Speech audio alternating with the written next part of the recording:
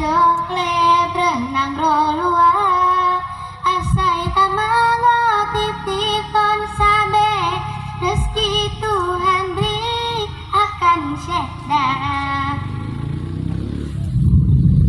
Assalamualaikum warahmatullahi wabarakatuh. Berlibur ke Sinabang naik kapal selam. Nunggunya di pinggir dermaga. Ketika ada yang mengucapkan salam, harap dijawab dengan lantang dan bertenaga. Assalamualaikum warahmatullahi wabarakatuh. Warahmatullahi wabarakatuh. Hai teman-teman semua, perkenalkan nama saya Puan Zaratu Naila. Saya bersekolah di SD Negeri 3 Calang. Hari ini saya akan menceritakan sebuah kisah yang berjudul Banta Barensya. Pada zaman dahulu, di sebuah dusun terpencil di Nanglo, Aceh Darussalam, hiduplah seorang janda bersama dengan anak laki-lakinya yang bernama Banta Barensya. Banta Barensya adalah seorang anak yatim dan miskin, tetapi dia adalah seorang anak yang rajin dan pandai bermain suling. Ibu dan anak itu tinggal di sebuah gubuk yang beratapkan ilalang dan beralaskan dedaunan kering dengan kondisi yang hampir roboh. Aduh. Roboh. Esokan harinya, janda itu pergi menuju ke tempat kincir padi tanpa ditemani Banta karena dia sedang sakit. Sampainya di tempat itu, betapa terkejutnya dia melihat tak ada seorang pun yang menumbuk padi dan menampi sekam. Teman-teman, ada yang tahu tidak apa itu sekam? Enggak. Dewan juri tahu tidak apa itu sekam? Enggak. Sekam adalah buliran padi yang sudah ditumbuk dan dihaluskan. Dia pun pulang dengan hati yang sedih dan kecewa. Sampainya di rumah, dia melihat tubuh anaknya yang menggigil. Bu, batal lapar, Bu, batal lapar. Ia pun mengambil segelas air dan memberikannya kepada Banta. Minumlah nak, minumlah. Perlahan Banta bangkit. Bu, mengapa ibu menangis? Ibu menangis nak karena hari ini tidak memperoleh upah. Tidak apa-apa Bu, ibu kan sudah berusaha. Bu, izinkan Banta pun pergi ke rumah paman dan meminta segenggam beras. Jangan anakku, jangan, kamu kan tahu sendiri kalau pamanmu ini sangat perhitungan. Dia tidak akan memberikan kita segenggam beras. Tidak ada salahnya kita mencoba dulu Bu, izinkan Banta. Akhirnya setelah diberi izin ibunya, Banta pun pergi ke rumah paman. Saat tiba di halaman rumah, dia mendengar sebuah suara bentakan yang sangat keras. Hei anak miskin, jangan mengemis di sini. Paman, berikanlah kami segenggam beras, kami lapar. Ah, persetan dengan keadaanmu itu. Mau kalian lapar atau mati pun, aku tidak peduli. Dengan hati yang kecewa, Banta pun pulang. Di tengah perjalanan, ia mendengar sebuah sayembara.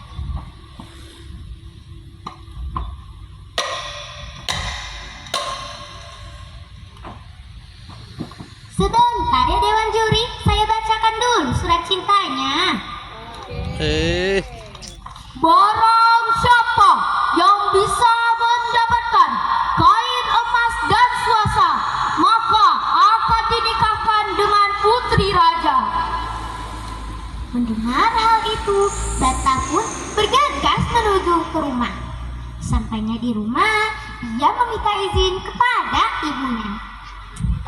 Bu, Batakan sudah beranjak dewasa. Izinkan Bantah untuk merantau dan mencukupi kebutuhan kita. Anakku, kamu baik sekali. Tentu saja ibu mengizinkanmu. Setelah itu, dia pun pergi ke rumah pamannya.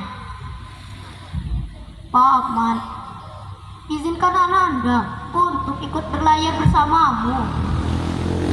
Baiklah, tapi kali ini saja ya. Setelah itu, Bantah pun pulang ke rumah.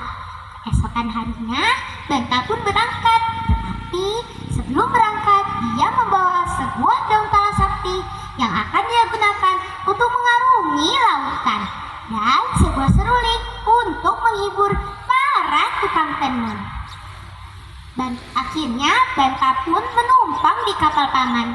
Saat tiba di tengah lautan, dia meminta agar pamannya menurunkannya dari kapal. Paman, turunkan Ananda dari kapal ini. Setelah itu, Bantah pun mengeluarkan daun tala sakti dan duduk bersila di atasnya. Melihat kelakuan Bantah, Jakub pun tertawa. Hahaha, dasar kau anak bodoh. Biar saja kau mati dimakan ikan besar. Hahaha. Setelah beberapa hari terombang-ambing di tengah lautan, Bantah pun tiba di sebuah pulau. Dia pun pergi ke satu rumah dan satu rumah lain. Namun, tak satu rumah pun dia temukan. Tinggal satu rumah lagi teman-teman, yaitu rumah kepala desa sekaligus tukang tenun. Tok tok tok tok tok, assalamualaikum. Pintu pun dibuka. Waalaikumsalam, ada apa anak muda? Bantah pun menceritakan apa maksud kedatangannya. Mendengar permintaan Bantah, kepala desa benar-benar kaget. Apalagi melihat penampilan Bantah yang biasa saja. Hai anak muda, dengan apakah kamu akan membayarkan kain emas dan suasa itu? Paman, saya memang tidak punya uang, tetapi saya bisa membayarnya dengan lagu. Dengan keahliannya, Bantah pun memainkan suling. Kepala desa benar-benar kagum dengan bakat Bantah. Dia pun memberikan Bantah kain emas itu dan Bantah pun pamit pulang. Saat tiba di tengah lautan, ia melihat kapal milik pamannya. Pamannya yang melihat Bantah memegang kain itu langsung merebutnya. Hai anak kecil, berikan kain emas itu padaku. Tidak paman, tidak. Aku sudah berusaha mendapatkannya. Bantah pun hanyut berombang-ambing di tengah lautan. Paman berhasil mendapatkan kain emas itu.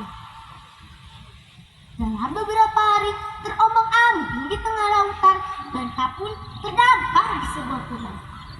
Dan dia ditemukan oleh sepasang suami istri yang sedang mencari kerang. Dia pun diangkat untuk menjadi anak angkatnya.